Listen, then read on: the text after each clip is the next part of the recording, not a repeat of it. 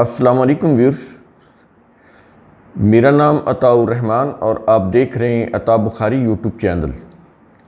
قرآن کریم کی مسلسل ایکسپوزیشن کے سلسلہ میں آج ہم سورہ النساء کی آیت نمبر 156 کی ایکسپوزیشن کریں گے۔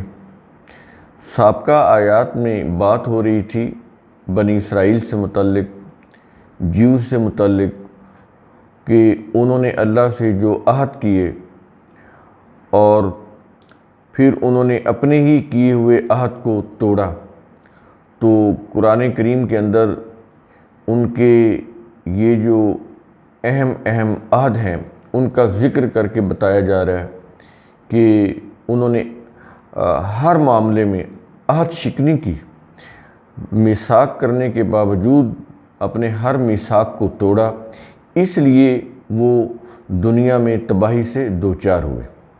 تو یہ معاملہ صرف جیوز تک نہیں ہے، اللہ کا قانون مکافات، اس کی روح سے تو دنیا میں جتنی بھی اقوام ہیں سب کے ساتھ یہی معاملہ ہو رہا ہے۔ سابقہ ماضی میں بھی ہوا، حال میں بھی ہو رہا ہے اور آئندہ مستقبل میں بھی ہوگا۔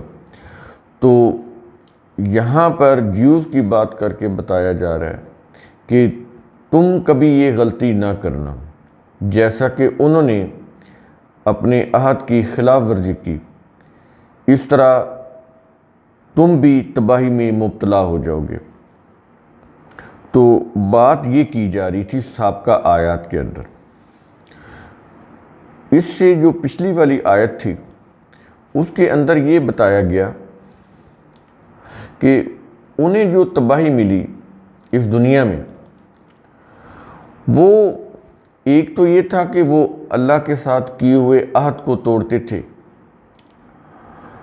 اور اس کے ساتھ پھر وہ اللہ کی آیات کے ساتھ انکار بھی کرتے تھے، پھر وہ انبیاء کو ناحق قتل بھی کرتے تھے، اور یہ چیزیں کرنے کے باوجود ان کو کوئی پشیمانی نہیں تھی، کوئی افسوس نہیں تھا کہ ہم اتنے بڑے جرائم کر رہے ہیں۔ بلکہ جب ان سے پوچھا جاتا تو وہ اس کا جواب یہ دیتے کہ ہمارے دل لپیٹے ہوئے ہیں۔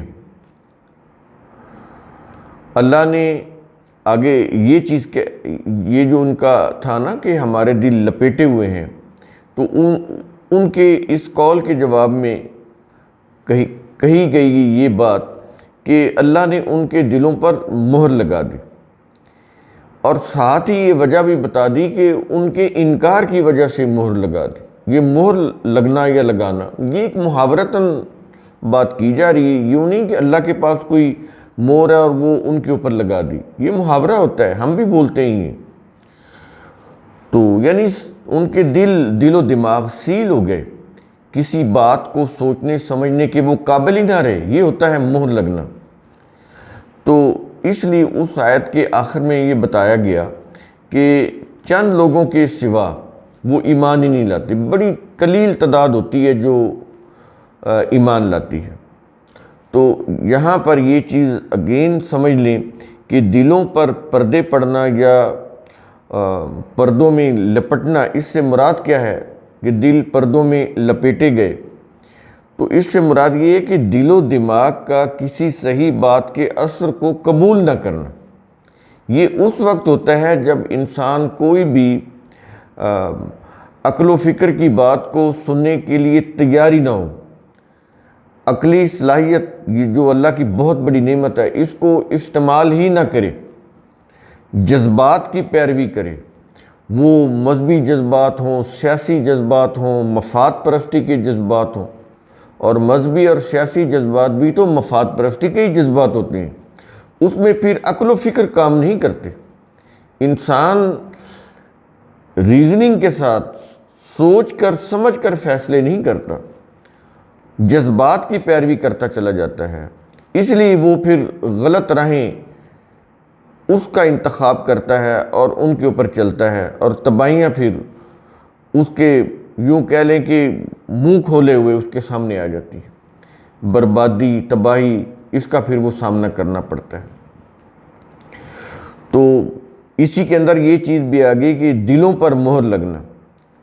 تو دلوں پر مہر لگنا یہ ہے کہ حق سے مسلسل انکار اور سرکشی کی وجہ کی بنا پر، حق سے مسلسل انکار اور سرکشی کی بنا پر انسان کے سوچنے سمجھنے، نتائج اخذ کرنے اور صحیح فیصلہ کرنے کی صلاحیت دم توڑ جاتی ہے. تو یہ قرآن کریم کے یہ جو الفاظ ہیں، محاورات ہیں، تشبیہات ہیں، ان کو اسی طرح ہی سمجھا جائے گا جیسے ہم دوسری لینگویج کے اندر الفاظ کو پڑھتے ہیں، محاورات کو پڑھتے ہیں. تو جیسے وہاں ہم غلطی نہیں کرتے، ایسے ہی یہ بھی ایک زبان ہے، عربی زبان ہے. عربی زبان کو یہ تو نہیں کہ اللہ نے خود بنائی ہے، انسانوں نے بنائی ہے، انسانوں نے قائم کی نہیں یہ الفاظ. اللہ کا تو یہ انتخاب ہے. تو دیکھا یہ جائے گا کہ یہ محاورات کن معنوں میں استعمال ہوتے ہیں، تو انہی معنوں میں استعمال ہم کریں گے. لفظی ترجمہ کریں گے تو اس کے معنی بدل جائیں گے. کوئی بھی دنیا کی لینگویج ہو، اس کے اندر جو ایڈیمز یا ایڈیامیٹک فریزز یا میٹافرز جو یوز ہوتے ہیں، ان کے لفظی معنی جب ہم کریں گے تو مفہوم بدل جائے گا اس عبارت کا. یہی چیز قرآن کریم کے اندر بھی ہے، کیونکہ یہ بھی ایک عربی زبان میں. تو سابقہ آیت میں ان کے جرائم بتائے گئے، ان کے کچھ میثاق کا ذکر کیا گیا کہ یہ انہوں نے میثاق کی اور انہوں نے اپنے میثاق کو توڑا. ایک میثاق ان کا یہ بھی تھا اللہ کے ساتھ کہ ہفتہ کے دن وہ کوئی تجاوزات نہیں کریں گے، حد سے تجاوز نہیں کریں گے، قانون کی حدود سے باہر نہیں نکلیں گے. مچھلی کا شکار اس لیے منع کیا گیا تھا تاکہ اس کی کمی نہ ہو جائے. تو اس کے لیے ایک دن ناغہ رکھا گیا تھا، ہفتہ کے دن. تو انہوں نے اپنی ذاتی مفاد پرستی میں مبتلا ہو کر انہوں نے اس ڈسپلن کی خلاف ورزی کی اور اس دن بھی شکار کرنا شروع کر دیا اپنے ذاتی مفاد کے لیے، جبکہ انہیں ڈسپلن کا پابند ہونا چاہیے تھا اور اس دن انہیں ناغہ کرنا چاہیے تھا. تو اس وجہ سے بھی انہیں مصیبت اٹھانا پڑی. آج بھی آپ یہ دیکھیں ہمارے ہاں ہفتہ میں 2 دن ناغہ ہوتا ہے گوشت کا، تاکہ جو سپلائی ہے اور جو ڈیمانڈ ہے اس کو مینٹین رکھا جائے. تو یہ چیز دیکھیں اس وقت بھی تھی. تو اس وقت لوگوں کو یہ ضابطے سکھائے جا رہے تھے. اب تو انسانی یوں کہہ لیں کہ علم جو ہے، تحقیق ہے، بہت آگے چلے گیا. وہ بڑا سادہ دور تھا، تو انہیں یہ چھوٹی چھوٹی چیزیں بھی بتانی پڑتی تھی. ان کو یہ اس طرح کے ضابطے دیے جاتے تھے تاکہ وہ ان ضابطوں پر عمل کر کے اپنی سوسائٹی کے نظام کو اچھے طریقے سے چلا سکیں. تو بات تو یہاں پر ایک نظام کی ہو رہی ہے، ڈسپلن کی ہو رہی ہے. اور ڈسپلن کی خلاف ورزی سے جو تباہی آتی ہے، اس تباہی سے متعلق وارن کیا جا رہا ہے کہ جیسے وہ تباہ ہوئے کہیں تم بھی یہ غلطی کر کے تباہ نہ ہو جانا. یہ کوئی ریچول یا ورشپ کی چیزیں نہیں ہیں جس طرح کے ریلیجس سٹوریز میں یہ چیزیں بیان کی جاتی ہیں. تو اس طرح نہیں ہے. قرآن کریم ایک نظام کی بات کرتا ہے، سسٹم کی بات کرتا ہے، انسانوں کے مسائل کو زیر بحث لاتا ہے، ان مسائل کا سلوشن دیتا ہے. تو اس طرح سے جب آپ قرآن کو سمجھیں گے نا تو پھر بات سمجھ آئے گی، کیونکہ یہ ثواب کی کتاب نہیں ہے. تو اس میں تو پھر ایک عقیدہ ہے نا کہ ثواب ہوتا ہے، لیکن کوئی اچیومنٹ نہیں ہوتی. اچیومنٹ اسی وقت ہوگی جب آپ قرآن کی زبان کو سمجھیں گے، اس کو ریاست کی سطح کے اوپر امپلیمنٹ کریں گے، اس نظام کو فالو کریں گے، تو پھر اس کے جو ثمرات ہیں وہ حاصل ہونا شروع ہوں گے. تو اس ضروری تمہید کے بعد اب ہم آتے ہیں آیت نمبر 156 پر، جو آج کا ہمارا لیکچر ہے. بڑی مختصر سی یہ آیت ہے اور پیچھے اس کا تسلسل چلا آ رہا ہے، اس لیے ہم نے انٹرو میں اس کو ایک ریکیپ بھی اس کا کیا تاکہ بات واضح ہو جائے۔ تو آیت نمبر 156 الفاظ ہے وَبِكُفْرِهِمْ، اور انہیں سزا ملی ان کے کفر کے سبب، یعنی حق سے انکار کے سبب انہیں تباہی ملی۔ یہاں پر سزا کا کوئی ذکر نہیں ہے، لیکن یہ جب آپ پیچھے سے اس آیت کو ملائیں گے تو جو وہ عہد شکنی کر رہے تھے، قانون شکنی کر رہے تھے، اس کی وجہ سے جو انہیں دنیا میں سزا مل رہی تھی، جو تباہی مل رہی تھی، اسی کا تسلسل آگے آ رہا ہے۔ تو یہ پھر سیاق و سباق سے یہ چیزیں پتہ چلتی ہیں۔ یہ بریکٹ میں نے سزا لکھی ہے، آپ اسے تباہی سمجھ لیں، عذاب سمجھ لیں، سزا سمجھ لیں، یہ بریکٹ میں دیا ہو۔ اور انہیں سزا ملی، یہ بریکٹ میں، کس وجہ سے؟ ان کے کفر کے سبب۔ کفر سے کیا مراد ہے؟ حق سے انکار، کہ جو حق تھا، جس کو فالو کرنا چاہیے تھا، انہوں نے اس کو فالو نہیں کیا، ڈسپلن کی، رولز کی خلاف ورزی کی، تو ان کا جو معاشی نظام تھا وہ تباہ ہو گیا، ان کا سیاسی نظام تباہ ہو گیا، ان کا سماجی نظام تباہ ہو گیا۔ یہ ہے، تو انہیں سزا ملی ان کے کفر کے سبب، حق سے انکار کی وجہ سے۔ اور یہ چیز کہنے کے بعد ان کا ایک اور جرم بتا رہے ہیں اس آیت کے آخر میں۔ کیا یہ رہا ہے؟ وَقَوْلِهِمْ عَلَى مَرْيَمَ بُهْتَانًا عَظِيمًا، اور مریم پر بہت بڑا بہتان باندھنے کے سبب۔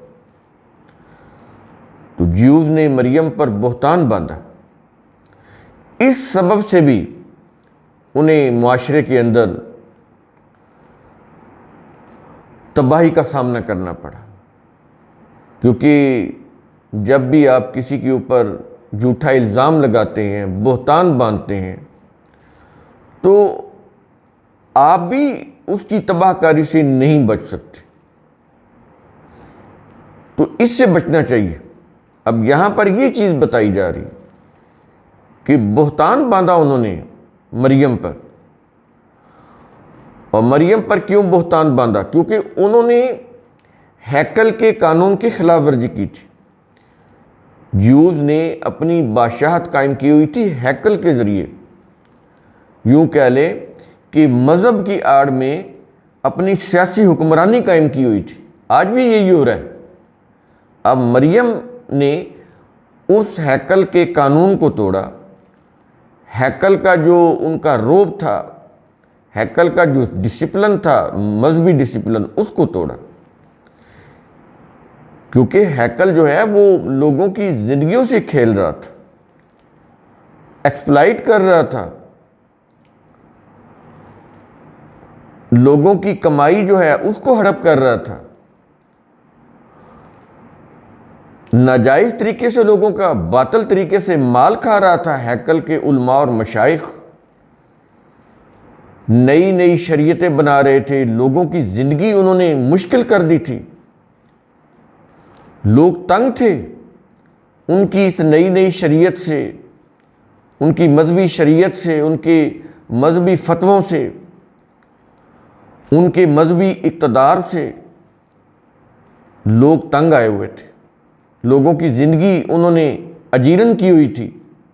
تو مریم علیہ السلام نے ہیکل کے خلاف علم بغاوت بلند کیا، جس کی وجہ سے اللہ تعالیٰ نے ان کو اتنا بڑا مقام دیا کہ ایک اکیلی عورت ہونے کے باوجود انہوں نے اتنی بڑی طاقت کے خلاف ٹکر لی۔ اور اس دور میں یہودی مذہب کے خلاف کوئی بات کرنا اس کی بڑی بدترین سزا تھی کہ وہ اسے کروسیفائی کر دیتے تھے، یعنی اس کو اس کے صلیب کے اوپر چڑھا کر میخیں گاڑ کر اس کو چھوڑ دیتے تھے ایسے، اور اس کا خون رستا رہتا تھا، بڑی دردناک موت دیتے تھے وہ، لیکن انہوں نے کوئی پرواہ نہیں کی۔ اس لیے جیوز ان کے خلاف تھے اور ان کے اوپر طرح طرح کے بہتان باندھ رہے تھے۔ تو قرآن کریم یہاں اس کی بات کر رہا ہے کہ ان کو جو تباہی ملی اس کی ایک وجہ یہ بھی تھی کہ انہوں نے مریم علیہ السلام پر بہتان باندھا۔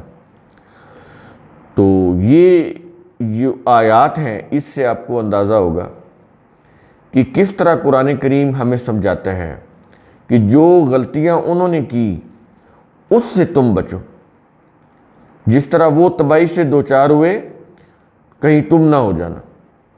اگر تم نے یہی روش اختیار کی تو تم بھی تباہی سے دوچار ہو جاؤ گے۔